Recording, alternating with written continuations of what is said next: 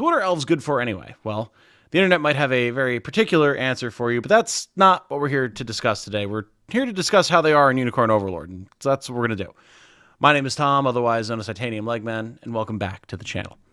Unicorn Overlord. Hello everyone. If you enjoy my coverage of Unicorn Overlord, discussion of particular classes, unit compositions, guides, let's play commentary, etc., etc., etc., a like on this video and a subscription to the channel would be very much appreciated. Thank you so much. I was originally going to be putting out my guide to promotion in Unicorn Overlord today, when and where and why and how, and my recommendations on what classes to choose and all that type of good stuff, but there was a lot of editing that needs to go into that one, and there still is. And I wanted to do something a little bit more off the cuff, a little bit more discussion-y today. So that is exactly what we're going to be doing. I am here in a just trial mission with some level 21-ish dudes to be able to talk about elves. Elves have come up a lot in terms of their classes, what they're capable of, how useful they are or are not during my live streams. And I've been thinking about that. And I think they're definitely better than people give them credit for. They're just a little bit harder to find a home for. So I set up a little squad with our 4 different Elven classes. There are only 4, unless there's something that I've dramatically missed. But I mean, we've cleared Elheim, and I've only ever seen the 4. So we have Rosalinda, the Elven Augur, Eltalinda, the Elven Sibyl, Baldur, a generic Elven Fencer, and Sarga, a generic Elven Archer. That's it. That's all you got. And the only ones that you can use that are not unique classes are Elven Archers and Elven Fencers. Sibyls and Augurs are exclusive to Eltalinda and Rosalinda, respectively. It's a very limited showing, and I think that's part of the reason that people kind of don't know what to do with elves. Like, they don't even have a frontline tank, right? You've got one magical swordsman, and you've got one magical archer, and then you've got the Augur and the Sibyl, who are both very capable and kind of mixed physical attacker, magical attacker, healer type deals, but still kind of odd pieces. And the conclusion that I've come to with all 4 of these classes is that none of them really wants to be the headliner. What you want to do with Elven classes is set them up in your other units to be multitaskers that can save you space. What do I mean by that? Well, let's take a look at something like the Elven Archer here. The Elven Archer has a lot that it can do. It can snipe flyers with its wind arrow. It can give allies a boost to their magical attack, like maybe a witch. They can do healing like a cleric and potentially remove status effects and things like that, also like a cleric. Debuffs. They have a little bit of 3 different types of class going on. They've got a little bit of ranger, they've got a little bit of cleric, and they've got a little bit of witch. And that's just at level 20. As they get further skills and all that type of fun stuff, then they might even be able to branch out even more. They even have a healing valor skill that allows them to heal over time in an AoE. So you're thinking, okay, well, how do I use this, right?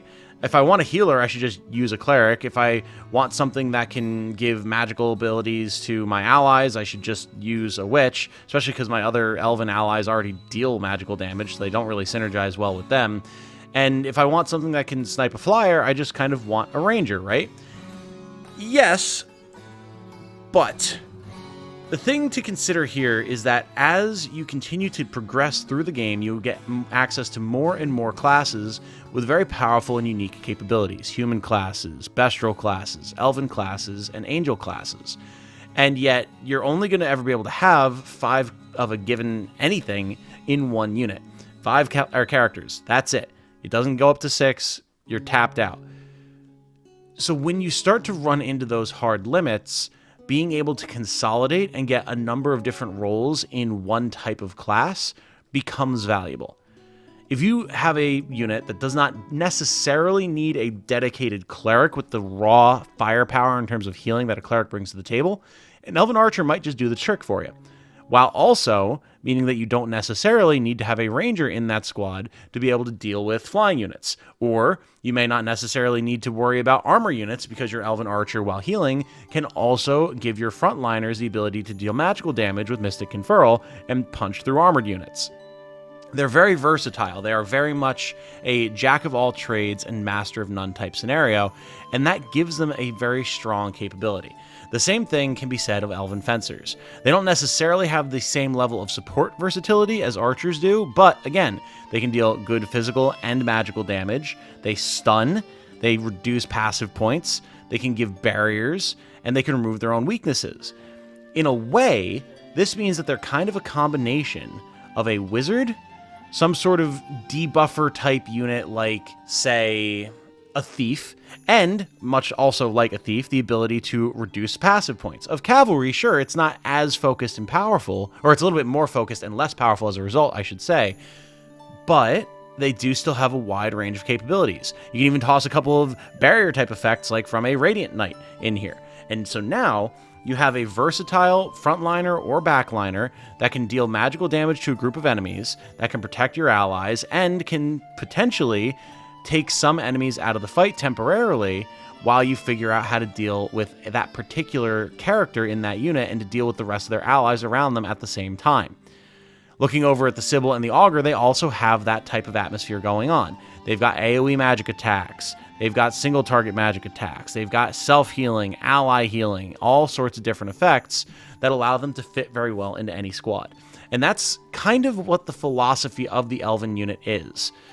To borrow the slightly crass example that I provided at the beginning of the video, elves are kind of meant to be passed around and used, if you catch my drift. And again, not like that, but a similar intent.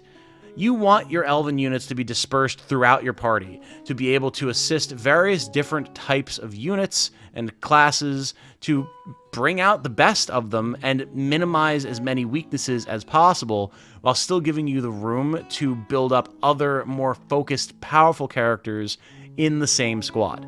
Like, if I can just say one of my 5, once I have 5 available slots in a particular unit, one of those 5 slots is just going to be an elven archer, now I can have much more focused and more powerful characters in those other slots. Will that work for every unit? Absolutely not. Sometimes you're going to want to make sure that you have a dedicated cleric if you have a frontline squad that's going to be taking a hell of a beating. Sometimes you're going to want to make sure that you have a ranger who's going to be able to guaranteed take big shots on clustered groups of flying units to try and bring them down quickly, something that your elven archer may not necessarily be able to do.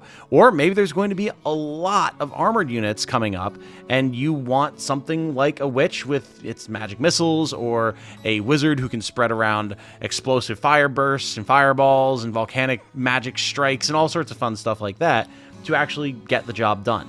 Absolutely. But there is room for versatility. I think of my Elaine squad that I showed off in the previous video that I put up on the channel yesterday, wherein it is an all-rounder unit. I want it to be able to handle as many different scenarios as possible so that I can rely on it, just throw it out into the middle of the enemy group, head up the charge for the rest of my army, and whatever it is that they run up against, generally be able to handle that. By adding an elf to that, I'm thinking potentially an elven fencer. That's going to be a nice chunk of extra magic damage that squad doesn't typically have, while also providing extra barriers so that my Radiant Knight isn't the only one shielding the team. And I think there's going to be a lot to say for that. Conversely, I could toss an Elven Archer in there to supplement my healing, maybe have her in the back line, so that way when my Radiant Knight heals the entire row, if she gets hit by something, then, because the Archer got hit, she can then be healed, and then she can provide even more healing to the rest of the squad, as well as being able to snipe down flyers, which is, again, something that my Elaine squad is not equipped to do at the moment.